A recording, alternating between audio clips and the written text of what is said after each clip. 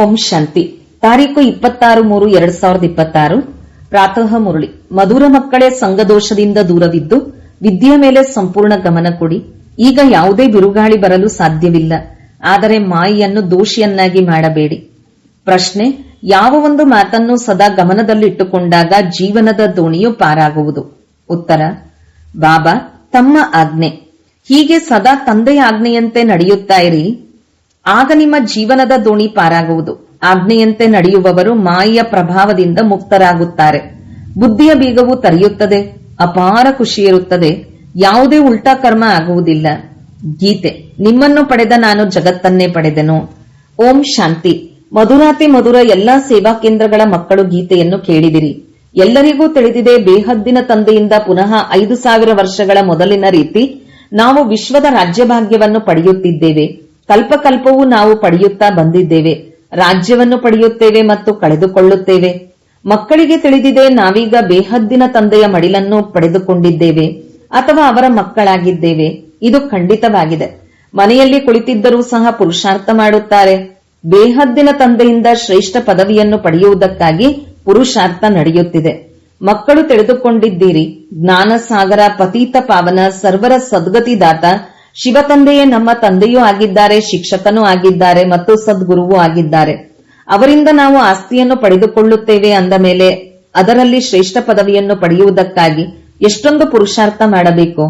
ಅಜ್ಞಾನ ಕಾಲದಲ್ಲಿಯೂ ಶಾಲೆಯಲ್ಲಿ ಓದುತ್ತಾರೆಂದರೆ ತಮ್ಮ ವಿದ್ಯಾಭ್ಯಾಸದ ಅನುಸಾರ ನಂಬರ್ವಾರ್ ಅಂಕಗಳಿಂದ ತೇರ್ಗಡೆಯಾಗುತ್ತಾರೆ.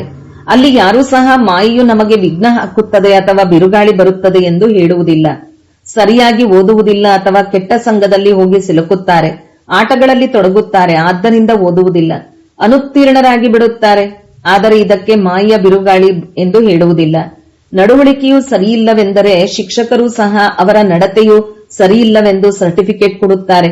ಕೆಟ್ಟ ಸಂಘದಲ್ಲಿ ಕೆಟ್ಟು ಹೋಗಿದ್ದಾರೆ. ಇದರಲ್ಲಿ ಮಾಯಾ ರಾವಣನನ್ನು ದೋಷಿಯನ್ನಾಗಿ ಮಾಡುವ ಮಾತಿಲ್ಲ. ದೊಡ್ಡ ದೊಡ್ಡ ಒಳ್ಳೊಳ್ಳೆಯ ವ್ಯಕ್ತಿಗಳ ಮಕ್ಕಳು ಸಹ ಕೆಲವರು ಚೆನ್ನಾಗಿ ಮೇಲೆ ಬರುತ್ತಾರೆ, ಇನ್ನು ಕೆಲವರು ಸಾರಾಯಿ ಕುಡಿಯುವುದರಲ್ಲಿ ತೊಡಗುತ್ತಾರೆ, ಕೆಟ್ಟ ಮಾರ್ಗದಲ್ಲಿ ಹೊರಟು ಹೋಗುತ್ತಾರೆ. ಆಗ ಇವರು ಕುಪುತ್ರರಾಗಿ ಬಿಟ್ಟರು ಎಂದು ತಂದೆಯು ಹೇಳುತ್ತಾರೆ. ಆ ವಿದ್ಯೆಯಲ್ಲಾದರೆ ಬಹಳ ಸಬ್ಜೆಕ್ಟ್ಗಳಿರುತ್ತವೆ. ಇಲ್ಲಿಯೂ ಒಂದೇ ಪ್ರಕಾರದ ವಿದ್ಯೆಯಾಗಿದೆ. ಅಲ್ಲಿ ಮನುಷ್ಯರು ಓದಿಸುತ್ತಾರೆ, ಇಲ್ಲಿ ಮಕ್ಕಳಿಗೆ ಗೊತ್ತಿದೆ ನಮಗೆ ಭಗವಂತನೇ ಓದಿಸುತ್ತಾರೆ. ನಾವು ಚೆನ್ನಾಗಿ ಓದಿದ್ದೇ ಆದರೆ ವಿಶ್ವದ ಮಾಲೀಕರಾಗಬಹುದು. ಅನೇಕ ಮಕ್ಕಳಿದ್ದಾರೆ, ಕೆಲವರು ಸಂಘದೋಷದಲ್ಲಿ ಬಂದು ಓದುವುದಿಲ್ಲ. ಇದಕ್ಕೆ ಮಾಯ ಬಿರುಗಾಳಿ ಎಂದು ಏಕೆ ಹೇಳುವುದು? ಸಂಘದೋಷದಲ್ಲಿ ಯಾರಾದರೂ ಓದುವುದಿಲ್ಲವೆಂದರೆ ಇದರಲ್ಲಿ ಮಾಯೆ ಅಥವಾ ಶಿಕ್ಷಕ ಅಥವಾ ತಂದೆ ಏನು ಮಾಡುತ್ತಾರೆ? ಓದಲಿಲ್ಲವೆಂದರೆ ತಮ್ಮ ಮನೆಗೆ ಹೊರಟು ಹೋದರು. ಡ್ರಾಮಾನುಸಾರ ಮೊದಲು ಬಟ್ಟಿಯಲ್ಲಿ ಎಲ್ಲರೂ ಬರಲೇಬೇಕಿತ್ತು. ಬಂದು ಆಶ್ರಯವನ್ನು ಪಡೆದರು. ಕೆಲವರನ್ನು ಪತಿಯು ಹೊಡೆದರು, ತೊಂದರೆ ಕೊಟ್ಟರು. ಆದ್ದರಿಂದ ಕೆಲವರಿಗೆ ವೈರಾಗ್ಯ ಬಂದು ಬಿಟ್ಟಿತು. ಮನೆಯಲ್ಲಿ ನಡೆಯಲಾಗಲಿಲ್ಲ, ಆದ ಕಾರಣ ಕೆಲವರು ಇಲ್ಲಿಗೆ ಬಂದು ಬಿಟ್ಟರು. ಆದರೂ ಸಹ ಮತ್ತೆ ಹೊರಟು ಹೋದರು. ಹೋಗಿ ನೌಕರಿ ಇತ್ಯಾದಿಗಳಲ್ಲಿ ತೊಡಗಿದರು, ವಿವಾಹ ಮಾಡಿಕೊಂಡರು. ಮಾಯ ಬಿರುಗಾಳಿಯಿಂದ ಓದುತ್ತಿಲ್ಲ ಎಂಬುದು ಕೇವಲ ನೆಪವಾಗಿದೆ, ಆದರೆ ಇದು ಅರ್ಥವಾಗುವುದಿಲ್ಲ. ಸಂಘದೋಷದಲ್ಲಿ ಬಂದ ಕಾರಣ ಈ ಗತಿಯಾಗಿದೆ ಮತ್ತು ನಮ್ಮಲ್ಲಿ ವಿಕಾರಗಳು ಬಲವಾಗಿವೆ ಅಂದ ಮೇಲೆ ಮಾಯೆಯ ಬಿರುಗಾಳಿ ಬಂದಿತು, ಆದ್ದರಿಂದ ಬಿದ್ದು ಹೋದೆವು ಎಂದು ಮಾಯ ಮೇಲೆ ಏಕೆ ಹೇಳುತ್ತೀರಿ? ಇದು ತಮ್ಮ ಮೇಲೆ ಆಧಾರಿತವಾಗಿದೆ. ತಂದೆ, ಶಿಕ್ಷಕ, ಸದ್ಗುರುವಿನ ಯಾವ ಶಿಕ್ಷಣ ಸಿಗುತ್ತದೆಯೋ ಅದರಂತೆಯೇ ನಡೆಯಬೇಕು. ನಡೆಯಲಿಲ್ಲವೆಂದರೆ ಯಾವುದೇ ಕೆಟ್ಟ ಸಂಘವಿದೆ ಅಥವಾ ಕಾಮದ ನಶೆ ಇಲ್ಲವೇ ದೇಹಾಭಿಮಾನದ ನಶೆ ಇದೆ. ಎಲ್ಲಾ ಸೇವಾ ಕೇಂದ್ರದವರು ತಿಳಿದುಕೊಂಡಿದ್ದೀರಿ, ನಾವು ಬೇಹದ್ದಿನ ತಂದೆಯಿಂದ ವಿಶ್ವದ ರಾಜ್ಯಭಾಗ್ಯವನ್ನು ಪಡೆಯಲು ಓದುತ್ತಿದ್ದೇವೆ. ಒಂದು ವೇಳೆ ನಿಶ್ಚಯವಿಲ್ಲವೆಂದರೆ ಕುಳಿತುಕೊಳ್ಳುವುದಾದರೂ ಏಕೆ? ಇನ್ನೂ ಬಹಳಷ್ಟು ಆಶ್ರಮಗಳಿವೆ, ಆದರೆ ಅಲ್ಲಂತೂ ಏನು ಪ್ರಾಪ್ತಿಯೂ ಇಲ್ಲ, ಗುರಿ ಧ್ಯೇಯವೂ ಇಲ್ಲ. ಅವೆಲ್ಲವೂ ಚಿಕ್ಕ ಚಿಕ್ಕ ಮಠ ಪಂಥಗಳು, ರೆಂಬೆಕೊಂಬೆಗಳಾಗಿವೆ. ವೃಕ್ಷವು ವೃದ್ಧಿಯನ್ನು ಹೊಂದಲೇಬೇಕು, ಇಲ್ಲಂತೂ ಪರಸ್ಪರ ಸಂಬಂಧವಿದೆ. ಮಧುರ ದೈವಿ ವೃಕ್ಷದವರು ಯಾರಿರುವರೋ ಅವರು ಬಂದೇ ಬರುವರು. ಎಲ್ಲರಿಗಿಂತ ಮಧುರರು ಯಾರಾಗಿರುತ್ತಾರೆ? ಯಾರು ಸತ್ಯುಗದ ಮಹಾರಾಜ ಮಹಾರಾಣಿಯಾಗುತ್ತಾರೆ? ನೀವೀಗ ತಿಳಿದುಕೊಂಡಿದ್ದೀರಿ. ಯಾರು ಮೊದಲ ನಂಬರಿನಲ್ಲಿ ಬರುವರೋ ಅವರು ಅವಶ್ಯಕವಾಗಿ ಒಳ್ಳೆಯ ವಿದ್ಯೆಯನ್ನು ಓದಿರುವರು. ಅವರೇ ಸೂರ್ಯವಂಶಿ ಮನೆತನದಲ್ಲಿ ಹೋದರು. ಇಂತಹವರು ಇದ್ದಾರೆ. ಗೃಹಸ್ಥ ವ್ಯವಹಾರದಲ್ಲಿದ್ದರೂ ಸಹ ಅವರ ಜೀವನವು ಅರ್ಪಣಮಯವಾಗಿದೆ. ಬಹಳ ಸೇವೆ ಮಾಡುತ್ತಿದ್ದಾರೆ. ಅಂತರ ಇದೆ ಅಲ್ಲವೇ? ಬಲೆ ಇಲ್ಲಿದ್ದರೂ ಸಹ ಓದಲು ಆಗಲಿಲ್ಲವೆಂದರೆ ಅನ್ಯ ಸೇವೆಯಲ್ಲಿ ತೊಡಗುತ್ತಾರೆ. ಕೊನೆಯಲ್ಲಿ ಬಂದು ಸ್ವಲ್ಪ ರಾಜ್ಯ ಪದವಿಯನ್ನು ಪಡೆದುಕೊಳ್ಳುತ್ತಾರೆ. ನೋಡಿದಾಗ ಹೊರಗಡೆ ಗೃಹಸ್ಥ ವ್ಯವಹಾರದಲ್ಲಿರುವವರೇ ಕೆಲವರು ಓದುವ ಮತ್ತು ಓದಿಸುವುದರಲ್ಲಿ ಬಹಳ ತೀಕ್ಷ್ಣವಾಗಿ ಬಿಡುತ್ತಾರೆ. ಕನ್ಯೆ ಅಥವಾ ಕುಮಾರಿಗೆ ಗೃಹಸ್ಥಿ ಎಂದು ಹೇಳುವುದಿಲ್ಲ. ಮತ್ತು ಯಾರು ವಾನಪ್ರಸ್ಥೆಗಳಿದ್ದಾರೆಯೋ ಅವರು 60 ವರ್ಷಗಳ ನಂತರ ಎಲ್ಲವನ್ನೂ ಮಕ್ಕಳಿಗೆ ಕೊಟ್ಟು ತಾನು ಯಾವುದಾದರೂ ಸಾಧು ಮೊದಲಾದವರ ಸಂಘದಲ್ಲಿ ಹೋಗಿ ಇರುತ್ತಾರೆ. ಇತ್ತೀಚೆಗಂತೂ ತಮೋಪ್ರಧಾನರಾಗಿದ್ದಾರೆ. ಆ ಕಾರಣ ಸಾಯುವವರೆಗೂ ಉದ್ಯೋಗ ವ್ಯವಹಾರಗಳನ್ನು ಬಿಡುವುದಿಲ್ಲ. ಮೊದಲಿಗೆ 60 ವರ್ಷಗಳಿಗೆ ವಾನಪ್ರಸ್ಥ ಸ್ಥಿತಿಯಲ್ಲಿ ಹೊರಟು ಹೋಗುತ್ತಿದ್ದರು, ಹೋಗಿ ಕಾಶಿಯಲ್ಲಿರುತ್ತಿದ್ದರು. ಇದನ್ನಂತೂ ಮಕ್ಕಳು ತಿಳಿದುಕೊಂಡಿದ್ದೀರಿ. ಯಾರೂ ಹಿಂತಿರುಗಿ ಹೋಗಲು ಸಾಧ್ಯವಿಲ್ಲ, ಸದ್ಗತಿಯನ್ನು ಪಡೆಯಲು ಸಾಧ್ಯವಿಲ್ಲ. ತಂದೆಯ ಮುಕ್ತಿ ಜೀವನ್ಮುಕ್ತಿ ದಾತನಾಗಿದ್ದಾರೆ. ಅದರಲ್ಲಿಯೂ ಎಲ್ಲರೂ ಜೀವನ್ಮುಕ್ತಿಯನ್ನು ಪಡೆಯುವುದಿಲ್ಲ. ಕೆಲವರು ಮುಕ್ತಿಯಲ್ಲಿ ಹೋಗುತ್ತಾರೆ.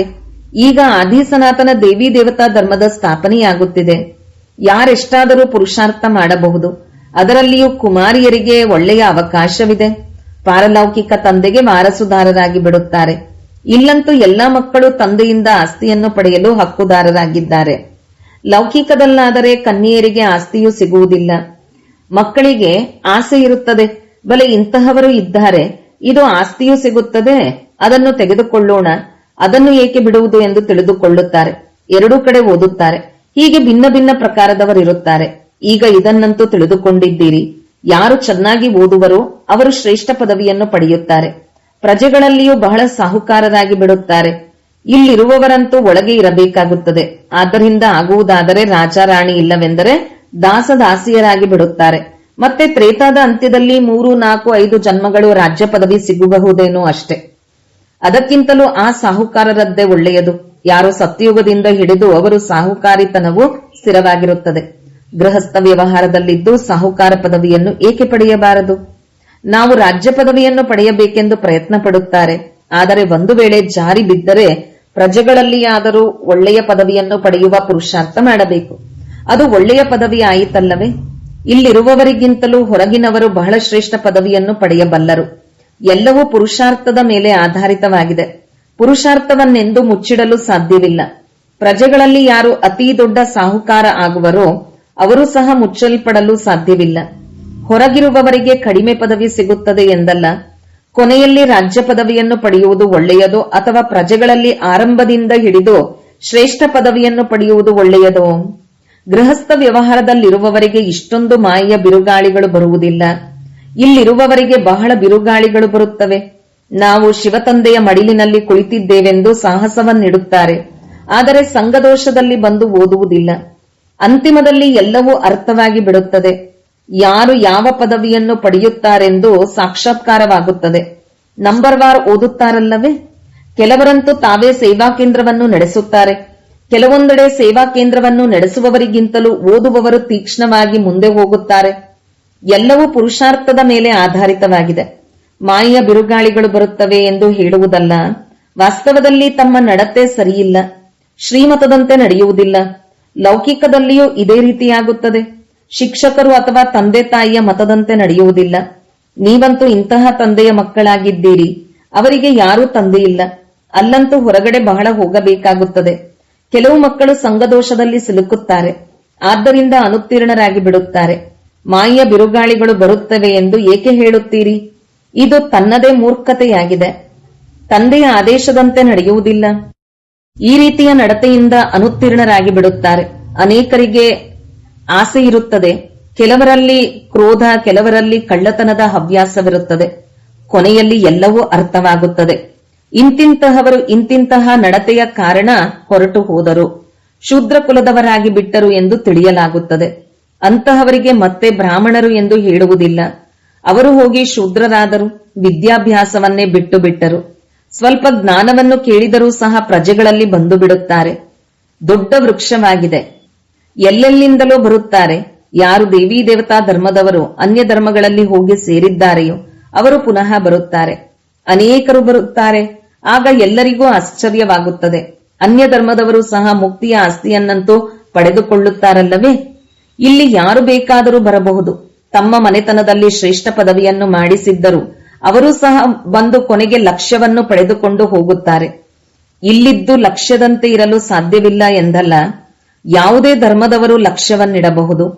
ತಂದೆಯನ್ನು ನೆನಪು ಮಾಡಿ ಮತ್ತು ಶಾಂತಿಧಾಮವನ್ನು ನೆನಪು ಮಾಡಿದರೆ ತಮ್ಮ ಧರ್ಮದಲ್ಲಿ ಶ್ರೇಷ್ಠ ಪದವಿಯನ್ನು ಪಡೆಯುತ್ತೀರಿ ಎಂದು ಲಕ್ಷ್ಯವು ಸಿಗುತ್ತದೆ. ಅವರಿಗೆ ಜೀವನ್ಮುಕ್ತಿಯಂತೂ ಸಿಗುವುದಿಲ್ಲ. ಅವರು ಅಲ್ಲಿ ಬರುವುದೂ ಇಲ್ಲ. ಅವರಿಗೆ ಇದು ಇಷ್ಟವಾಗುವುದೇ ಇಲ್ಲ. ಯಾರು ಇಲ್ಲಿಯವರಾಗಿದ್ದಾರೆಯೋ ಅವರಿಗೆ ಹೃದಯಕ್ಕೆ ನಾಟುತ್ತದೆ. ಕೊನೆಯಲ್ಲಿ ಆತ್ಮರು ತನ್ನ ತಂದೆಯನ್ನಾದರೂ ಅರಿತುಕೊಳ್ಳಲಿ. ಅನೇಕ ಸೇವಾ ಕೇಂದ್ರಗಳಲ್ಲಿ ಇಂತಹವರು ಇದ್ದಾರೆ. ಯಾರಿಗೆ ವಿದ್ಯೆಯ ಮೇಲೂ ಗಮನವಿಲ್ಲ ಅಂದಾಗ ಅಂತಹವರು ಶ್ರೇಷ್ಠ ಪದವಿಯನ್ನು ಪಡೆಯುವುದಿಲ್ಲ ಎಂದು ತಿಳಿಯಲಾಗುತ್ತದೆ. ಒಂದು ವೇಳೆ ನಿಶ್ಚಯವಿದ್ದಿದ್ದೇ ಆದರೆ ಹೇಳುತ್ತಾರೆ, ಅದೃಷ್ಟದಲ್ಲಿದ್ದರೆ ಹಗಲು ರಾತ್ರಿ ಪುರುಷಾರ್ಥ ಮಾಡತೊಡಗುತ್ತಾರೆ.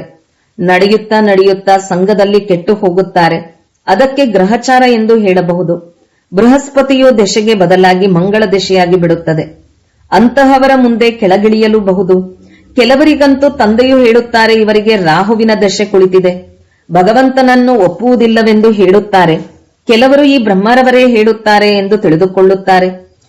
ಯಾರು ಆದೇಶವನ್ನು ನೀಡುತ್ತಿದ್ದಾರೆ ಎಂಬುದು ಮಕ್ಕಳಿಗೆ ಅರ್ಥವಾಗುವುದಿಲ್ಲ. ದೇಹಾಭಿಮಾನ ಇರುವ ಕಾರಣ ಈ ಸಾಕಾರಿ ತಂದೆಯೇ ತಿಳಿಸುತ್ತಾರೆಂದು ತಿಳಿದುಕೊಳ್ಳುತ್ತಾರೆ.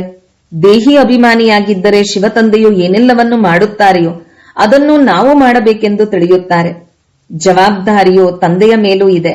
ಶಿವತಂದೆಯ ಮತದಂತೆ ನಡೆಯಬೇಕು ಅಲ್ಲವೇ? ದೇಹಾಭಿಮಾನದಲ್ಲಿ ಬರುವುದರಿಂದ ಶಿವತಂದೆಯನ್ನು ಮರೆತು ಹೋಗುತ್ತಾರೆ. ಅಂದ ಮೇಲೆ ಮತ್ತೆ ಶಿವತಂದೆಯು ಜವಾಬ್ದಾರನಾಗಿರಲು ಸಾಧ್ಯವಿಲ್ಲ. ಅವರ ಆದೇಶವಂತೂ ತಲೆಯ ಮೇಲಿಟ್ಟುಕೊಂಡು ಧಾರಣೆ ಮಾಡಬೇಕು. ಆದರೆ ಯಾರು ತಿಳಿಸುತ್ತಿದ್ದಾರೆಂದು ತಿಳಿದುಕೊಳ್ಳುವುದೇ ಇಲ್ಲ. ಅದರಲ್ಲಿಯೂ ಮತ್ಯಾರು ನಿಮಗೆ ಆಜ್ಞೆ ಮಾಡುವುದಿಲ್ಲ. ಕೇವಲ ತಂದೆಯು ತಿಳಿಸುತ್ತಾರೆ, ನಾನೇ ನಿಮಗೆ ಶ್ರೀಮತ ಕೊಡುತ್ತೇನೆ. ಮೊದಲನೆಯದಾಗಿ ನನ್ನನ್ನು ನೆನಪು ಮಾಡಿ ಮತ್ತು ನಾನು ಯಾವ ಜ್ಞಾನವನ್ನು ತಿಳಿಸುತ್ತೇನೆಯೋ ಅದನ್ನು ಧಾರಣೆ ಮಾಡಿಕೊಳ್ಳಿ ಮತ್ತು ಮಾಡಿಸಿ. ಕೇವಲ ಇದೇ ಕಾರ್ಯ ಮಾಡುತ್ತಾ ಇರಿ. ಒಳ್ಳೆಯದು. ಬಾಬಾ ತಮ್ಮ ಆಜ್ಞೆಯಂತೆ ರಾಜರ ಮುಂದೆ ಇರುವವರು ಆಜ್ಞೆ ಮಹಾಪ್ರಭು ಎಂದು ಹೇಳುತ್ತಾರೆ. ಆ ರಾಜರು ಆಜ್ಞೆ ಮಾಡುತ್ತಿದ್ದರು. ಇಲ್ಲಂತೂ ಇದು ಶಿವತಂದೆಯ ಆಜ್ಞೆಯಾಗಿದೆ. ಪದೇ ಪದೇ ಹೇಳಬೇಕು, ಬಾಬಾ ತಮ್ಮ ಆಜ್ಞೆ. ಆಗ ನಿಮಗೆ ಖುಷಿಯೂ ಇರುವುದು. ಶಿವತಂದೆಯು ಆಜ್ಞೆ ನೀಡುತ್ತಾರೆಂದು ತಿಳಿಯುತ್ತೀರಿ. ಶಿವತಂದೆಯ ನೆನಪಿದ್ದಾಗ ಬುದ್ಧಿಯ ಬೀಗವು ತೆರೆಯುವುದು. ಆದ್ದರಿಂದ ತಂದೆಯು ತಿಳಿಸುತ್ತಾರೆ, ಮಕ್ಕಳೇ, ಇದು ಅಭ್ಯಾಸವಾಗಿ ಬಿಟ್ಟರೆ ದೋಣಿಯು ಪಾರಾಗುವುದು. ಆದರೆ ಇದೇ ಪರಿಶ್ರಮವಾಗಿದೆ. ಪದೇ ಪದೇ ಮರೆತು ಹೋಗುತ್ತಾರೆ. ಮಾಯೆಯು ಮರೆಸುತ್ತದೆ ಎಂದು ಏಕೆ ಹೇಳಬೇಕು? ನಾವೇ ಮರೆತು ಹೋಗುತ್ತೇವೆ. ಆದ್ದರಿಂದ ಉಲ್ಟಾ ಕೆಲಸಗಳು ಆಗುತ್ತಿರುತ್ತದೆ. ಅನೇಕ ಕನ್ಯೆಯರಿದ್ದಾರೆ, ಜ್ಞಾನವನ್ನು ಬಹಳ ಚೆನ್ನಾಗಿ ತಿಳಿಸುತ್ತಾರೆ, ಆದರೆ ಯೋಗವಿಲ್ಲ. ಯಾವುದರಿಂದ ವಿಕರ್ಮ ವಿನಾಶವಾಗುತ್ತದೆ.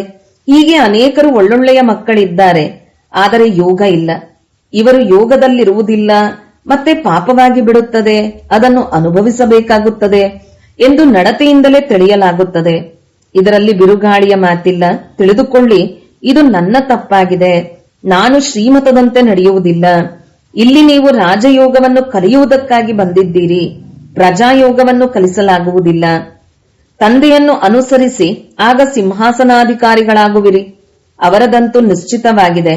ಇವರು ಲಕ್ಷ್ಮೀನಾರಾಯಣರಾಗುತ್ತಾರೆ ಅಂದ ಮೇಲೆ ಆ ಮಾತಾಪಿತರನ್ನು ಫಾಲೋ ಮಾಡಿ. ಅನ್ಯ ಧರ್ಮದವರು ಮಾತಾಪಿತರನ್ನು ಫಾಲೋ ಮಾಡುವುದಿಲ್ಲ. ಅವರು ತಂದೆಯನ್ನೇ ಒಪ್ಪುತ್ತಾರೆ. ಇಲ್ಲಂತೂ ಇಬ್ಬರೂ ಇದ್ದಾರೆ. ತಂದೆಯು ರಚಯಿತನಾಗಿದ್ದಾರೆ. ತಾಯಿಯದೆಲ್ಲವೂ ಗುಪ್ತ ರಹಸ್ಯವಾಗಿದೆ. ತಂದೆ ತಾಯಿಯು ಓದಿಸುತ್ತಾ ಇರುತ್ತಾರೆ, ಹೀಗೆ ಮಾಡಿ, ಹೀಗೆ ಮಾಡಬೇಡಿ ಎಂದು ತಿಳಿಸುತ್ತಾರೆ. ಶಿಕ್ಷಕರು ಯಾವುದೇ ಶಿಕ್ಷೆ ಕೊಡುವುದಾದರೆ ಶಾಲೆಯ ಮಧ್ಯದಲ್ಲಿಯೇ ಕೊಡುತ್ತಾರಲ್ಲವೇ?